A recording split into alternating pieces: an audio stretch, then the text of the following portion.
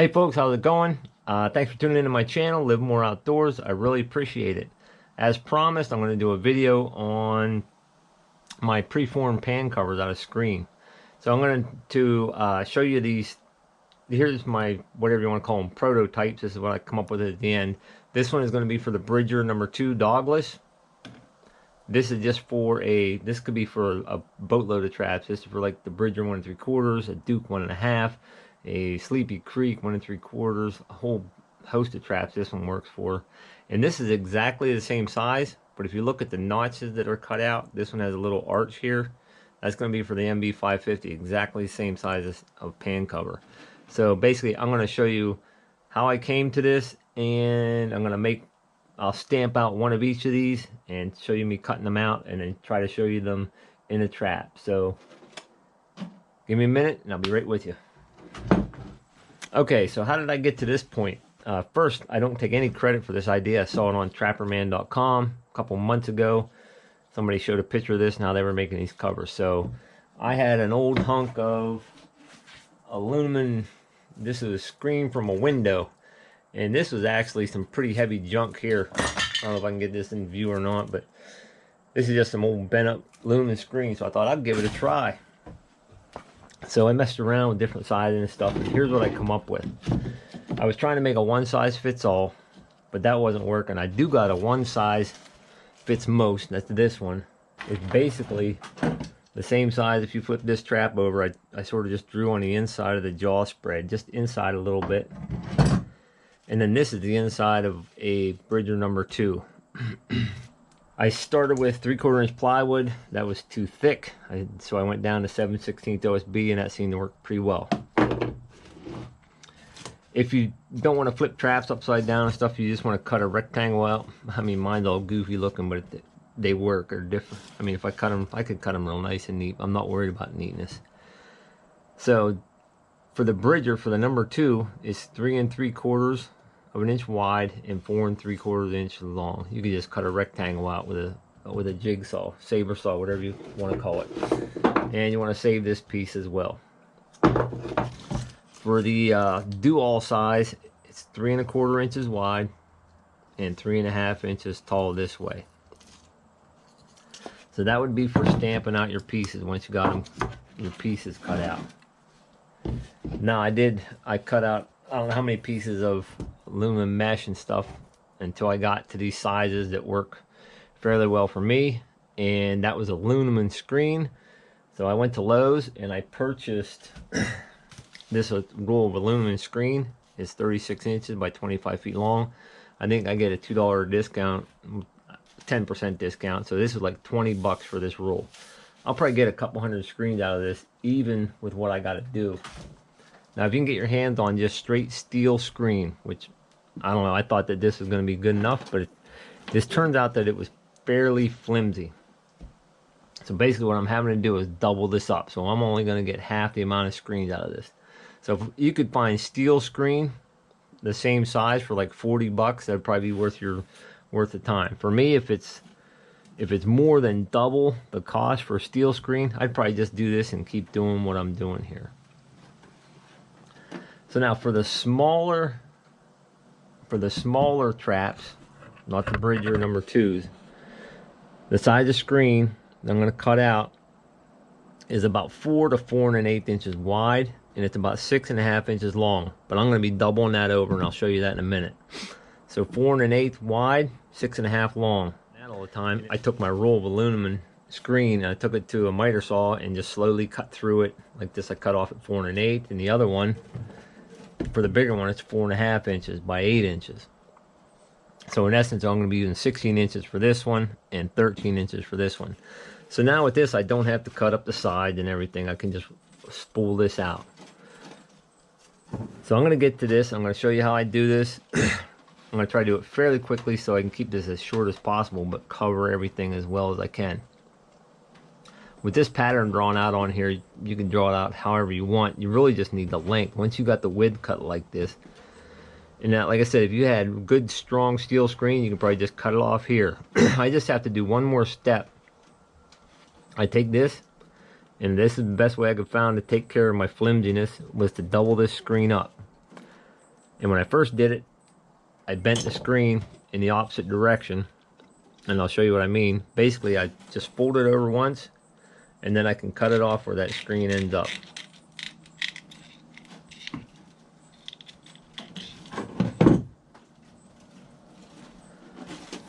And when you fold it, what you want is the curved part to curve toward each other. Can you see that, how they're sort of, when I put them together, they smash together. If they were on the opposite way, they would fold away from each other. I can just tap that down, increase that with a hammer. It's going together. That holds it together nice and tight. Take that, and I'm going to fold the other end about a 1/4 inch up here. And basically that holds both them two screen parts together. Now, instead of having one layer of wimpy aluminum screen, I got a double layer, and it's pretty darn stiff now. It's a lot. It's twice as stiff, I guess. But so I got that. I'm gonna roll another one out for this, because I'm gonna cut out one of each of the style that I'm gonna do. So I'm gonna do another one of those real quick.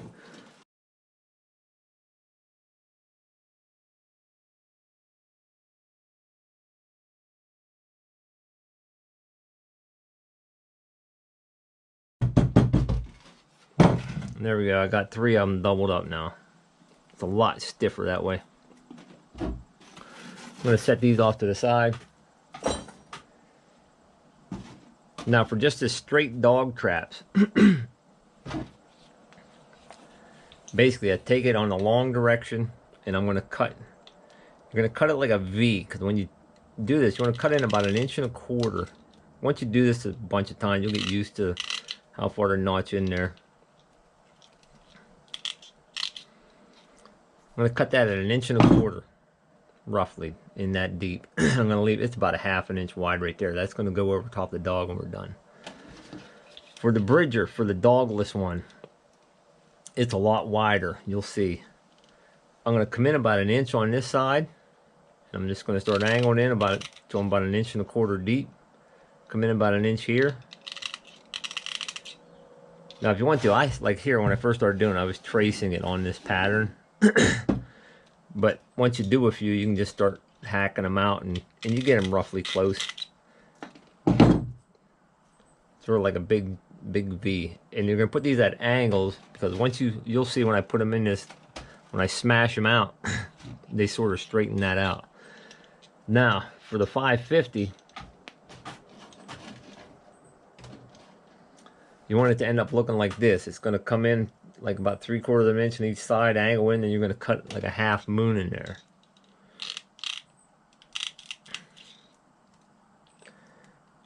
And I'll tell you what might be actually easier is to first cut it like this.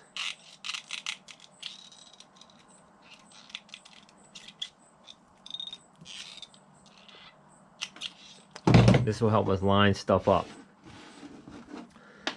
So I got them all 3, one of each ready now. We're going to stamp them out now. So I take my piece of plywood. On this side, the piece of plywood, these fit in there a lot nicer in this direction. So 2 of them are going to fit in here. When you line these up, where you made your notch right here, keep it slightly below the edge here. And you want to keep both of these sides about even. It should be about 1/4 to 3/8 of an inch on each side here. Leave a slight gap, if anything, here. You don't want it up on here, because that'll cause you issues. It'll make it ride high on the pan. So right about there is the way you want to line it up. And I put reference marks on my block of wood, should fit in here. Take my block of wood, tap that down in there. Ah, there, trap went off. I need to adjust that pan tension, I think.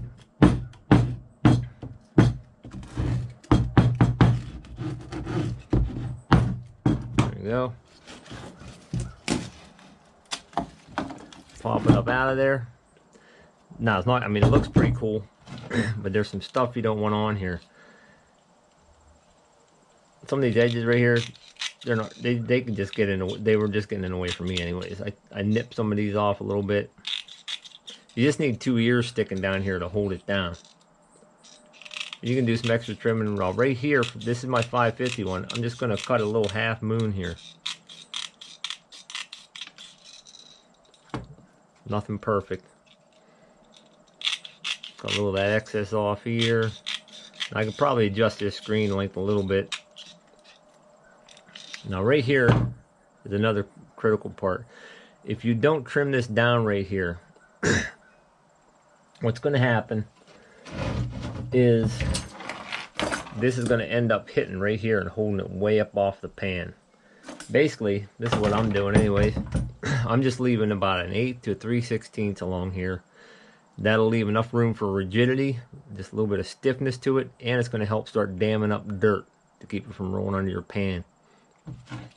So basically, I'm going to take my snips. A pair of scissors would probably cut this stuff as well. And just snip that off and just leave a little bit there. Like I said, 1/8 to 3/16 of an inch. Keeps it still a little stiff there.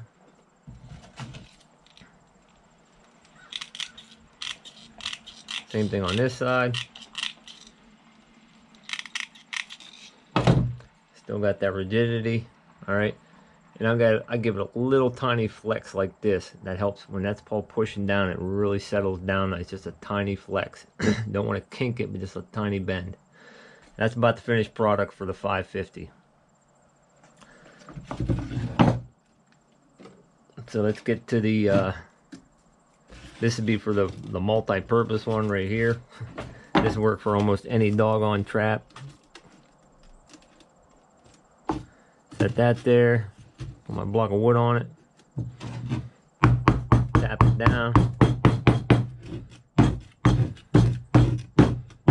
Move that down a little bit. Pop that out. There, it's molded up fairly well. And just a little bit of trimming. You can see that's where the dog will fit in. Notch them off a little bit.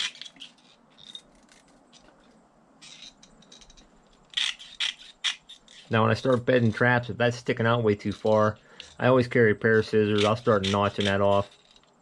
I'll probably try a few in my yard before I even go out in the line, but I'm sure that'll just bend up in somewhere. It'll bend up in the dirt or something. Trim them sides down again. Bam. Trim this side down. There you go. It's pretty good. Give that a tiny, tiny flex that way. And that's that. That's for the other one. For the Bridger 1 3/4 and stuff. Here's the one for the Bridger number 2 dogless. Again, I'm going to keep this down a little bit right here. Leave about a 1/4 inch on each side. Find my block of wood. Ugh. Sorry for bumping the camera.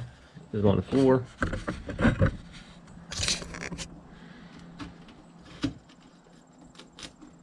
Take my block of wood.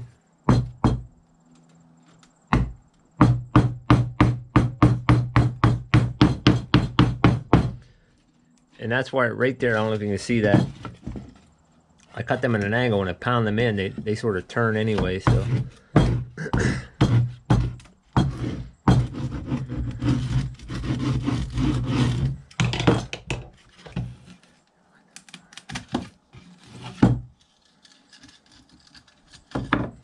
Okay, there's the one for the Bridger number 2. Again, I'm going to trim them sides down, definitely. I mean, you probably wouldn't have to trim these down, but these sides are definite in my opinion.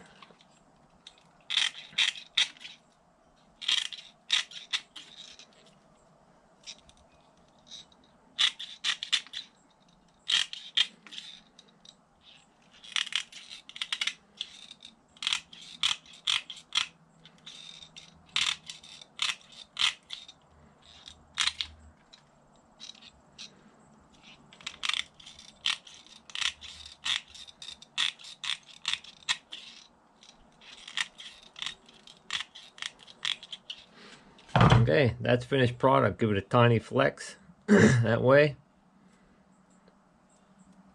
And that's it. I'm going to show you sticking these in a trap. This is for the bridger, the one I just made. Alright, see that nice and wide right there? It's going to fit right over there. Tuck it up under the jaw. These are the ones I just bought. They're semi-tuned. I hope I don't smash my finger. Set the night latch, pull that down. Now you can see that's just starting to touch right there. No dirt's getting under that pan whatsoever. Pull down my loose jaw. There it is, tight as could be. I've never used these before, but it seems like it's going to be really effective. Now this sticks out here about maybe 1/2 inch to 5/8 of an inch.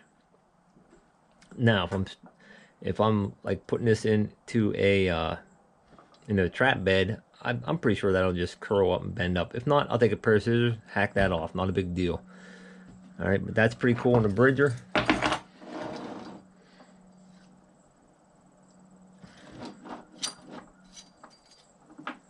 Put that over there in my stockpile. Here is the, well, that's bridger number 2. Here's the bridger 175. I'm going to use the 3 I just made so you see that they work good. This is the one with just a little dog notch. If you do bend one of these and there's some stuff sticking down here, you need to trim that off or it's going to hold it up. Tuck that up underneath that jaw, those 2 little ears. I set my night latch. And this pan runs a little high. I got to tap it down a little bit. There, setting down a lot better. Now this fits in here, takes up almost the whole jaw spread here. Bam. Now this will definitely help when it comes time to put wax dirt in. I'm not going to take nearly the amount of wax dirt to fill all this up. I used to use underalls, so all that would have to get filled with wax dirt. And this might actually work as a larger pan. So like if an animal steps like right here, can I still make a catch? I don't know. We'll see. We'll find out how my catches go. And once you get it up under there, you can pull these around, adjust them a little bit. So that fits in that bridger really nicely. This really fits in a Duke really nice. The Duke 1.5, it takes up almost every little inch of the room in there. So that's that one. And this one here for the MB. Right here is the hump. That's why I cut that semicircle out of here. I was having trouble trying to get them to set down. About the best way that I could get it was to cut that little circle out. It does, same thing, just tuck this up under that jaw. I forgot to set my night latch.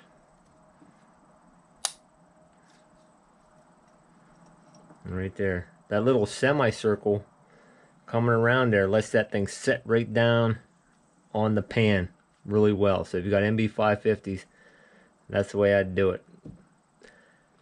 Now I could have made this a lot wider for this, but then it would have been too wide for the bridgers. And so this, like I said, I was trying to make one size fit a whole bunch. So that's the end of my spiel on these things. If you have any more questions on it, let me know.